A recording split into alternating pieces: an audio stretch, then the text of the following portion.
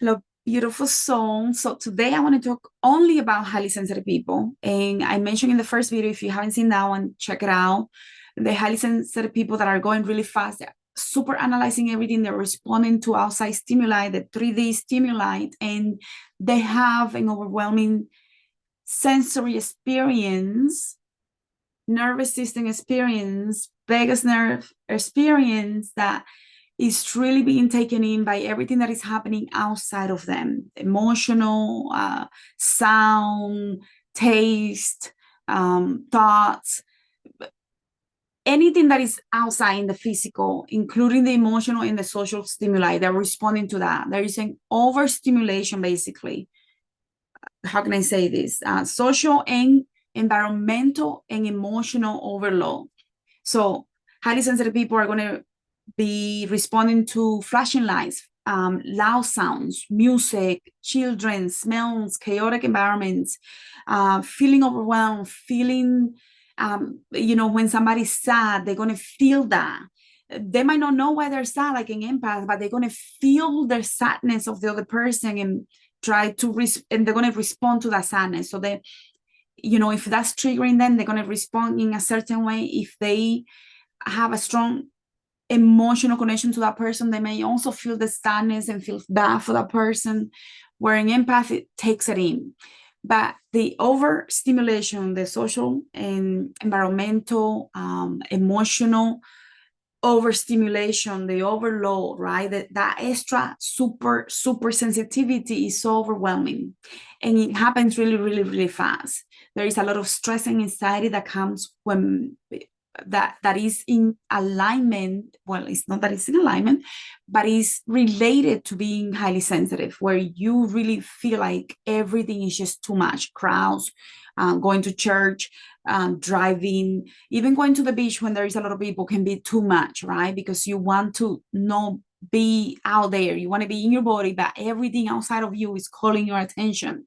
So there is a lot of stress and a lot of exhaustion that comes with this because your system gets overwhelmed. You may also feel a lot of at work. You may feel a lot of the performance pressure, or if you play sports or if you have a business, you may feel like, oh my God, I have to perform. You might have perfectionism challenges where you want to perform and perform really well. You might put a lot of self-criticism on yourself, and obviously that's not good. But there is also the emotional piece of this, where the person is quickly processing a lot of emotional outside influence on them. Like, how are your kids responding to you in the morning? Maybe something that mom or dad said, or maybe something a friend say, and the way they said it, the way that they say something gives you the impression that something is wrong or that something is not okay, and maybe you don't know how to bring it up or whatever. But there is also, even though they're not empath, they can be empath, but highly sensitive people doesn't mean that you are an empath, but you can have those qualities. If you are also an empath, you're processing a lot and taking in and reacting to everything, and you can really crash. So you really have to honor yourself to avoid some of those issues. And I'm going to go into that in a little bit, but first let me just go through some of the additional challenges that highly sensitive people have, because I think sometimes we don't realize, oh my God, we get so used to people saying you're just too sensitive, like it's a bad thing. Being too sensitive is a really good thing, okay? It may trigger a lot of people because they need to work on themselves, and it may trigger you if you're highly sensitive because you need to work on yourself, but it's not because it's a bad thing.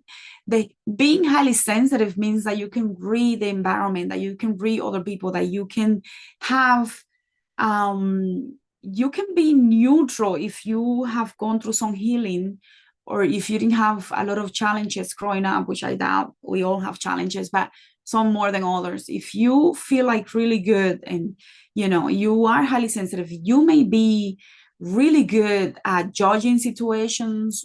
You might be a really good mediator, psychologist, psychiatrist. You could be a really good doctor, judge. Did I say that? I think I did, because I really do believe that these people can be very neutral, by responding to outside situations really fast, like, people that are in the helping professions, firefighters, police officers, nurses, doctors, anyone that is in a helping profession, whether it is legal, medical, mental, emotional, business even, right? Like, you can really know how to do business coaching and get people to snap out of situations, because you can read so much so fast that you can help them see another perspective, which is a really, really good ability to have.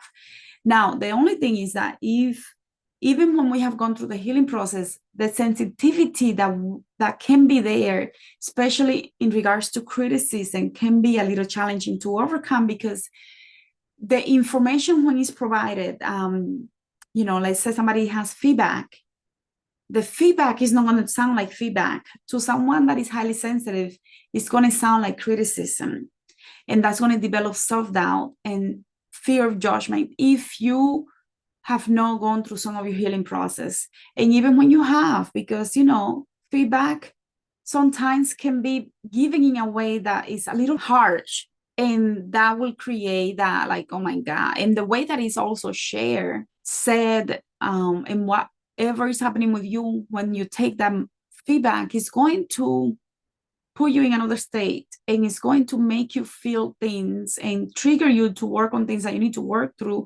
But before you realize that, it's still going to be, it's going to suck, because you are taking in the feedback, you are seeing it as failure, no good enough, no worthy, no value, no understood, whatever it is. And obviously that's going to create challenges, right? So fear of being criticized, it's going to be taken in, and you're going to internalize that criticism to the point that it may cause confidence issue, and it's going to really, really lower your self-esteem, at least for a few hours, days, maybe even weeks or years, depending on how bad the situation was and how much healing work you need to do. And it can also create health issues, because when we internalize the outside, the stimuli from outside, and we internalize it to the point that we can feel it deeply in the bones, it's going to cause stress. You're not going to be able to sleep. You're going to have poor digestion issues, insomnia, weak immune system, and so on, right? So obviously what I'm saying is, please work on yourself, contemplate, meditate, reflect, take advantage of, on YouTube, there is so much information and resources and activities that you can do. Look for on YouTube for coaching sessions, guided coaching session for highly sensitive people, guided coaching session for people to accept criticism, to improve performance, or whatever you're struggling with, or sleep challenges. Get help is what I'm saying. The benefits, though, is that highly sensitive people can be extremely good at, when they start waking up their empath abilities, they can really understand others and be phenomenal empaths, because they can study so many pieces that when they start working on the empath abilities, they're like in advance really fast. They can, the highly sensitive people, I mentioned that they can be really good at the helping profession, but they can also be really good healers, because when you start waking up your empath abilities along with your highly sensitivity, and you start tapping into the spirit realm and doing things in the spirit realm, you're going to be able to do healing work that may take others years. You know why? Because you are able to tap into the empath beyond the veil, highly sensitive, 3D, but now you're taking also that into the fourth and other dimensions. So you become a healer. You can speed up the learning process, which is amazing. I mean, I love it. And also, because you're highly sensitive, you respond to beauty, to art, to sound in a way that other people may not be able to tap into the subtleties of the beauty and the artistic expression of creation and innovation in a way that is like, oh my God, your attention to detail is like, woof, beautiful. So taking advantage of your pros, your the things that make you special, the ability to tap into the beauty of things, to feel and experience all of that within you, and experience color and sound and energy in a way that other people normally do not. You have a keen eye for forward thinking that other people may not have. So how do you use that to your benefit and for the benefit of others? Because I think a lot of people don't realize this, but we're here to be of assistance to others, not only to ourselves. So how do you use those abilities to assist others in a sacred way that allows you to experience the fullness of who you are and make those negative, challenging qualities into positives by really honoring and accepting and respecting and improving yourself? When you start working with your empath abilities as well, you go beyond intuition. There is like everything is, you tap into downloads like other people might know, because everything is teaching you. Everything, the sound, the music, the words, the way people are moving is teaching you. You're studying, you're like a master student of what is happening. And you can put things into practice really fast because you're super like that movie Doctor Strange, where he's studying in the astral realm, in his astral body while he's sleeping. You're like that. So once you start really working with your empath abilities, there is no stopping you. Like, you go deep and you go fast. There is no slow here. You can go really fast and advance really quickly. Obviously, you have to have discipline, because that's very important. But you have that ability to take in so much so fast that you can supercharge your learning curve way better than other people. Like, anyways, I'm gonna leave that there because I think I'm taking it too far. I'm admiring you. So appreciating yourself, appreciating others and what they're teaching you is key. Because if you see everything as disturbing too much, you're not going to honor what those things are teaching you. So you have to get to the point where you start your healing process and you get to the point where you can honor, like really honor the teachings of the colors, the light, the beauty, nature, people, and how they communicate when they're in pain, how they communicate when they're happy and open. And when you see the kids and the little babies are running around and they're laughing and they're giggling and they're smiling and they're falling, but they're getting up again and they're learning, and you're like, oh my God, everything then becomes so sacred, because you're going through that journey of like, wow, this is so beautiful, and I get to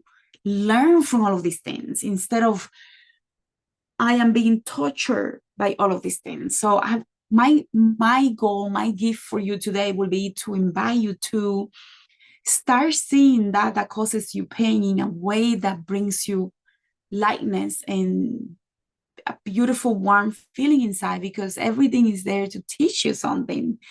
There is a lot of awareness that you have that other people don't have, and because you have an appreciation for art, beauty, sound, and so on, when you start the healing process, you're going to see beyond that, and those things are going to teach you things that no other human being can teach you. So I think I'm going to leave it there for now. Thank you so much, and I'll see you on the next one. Thank you.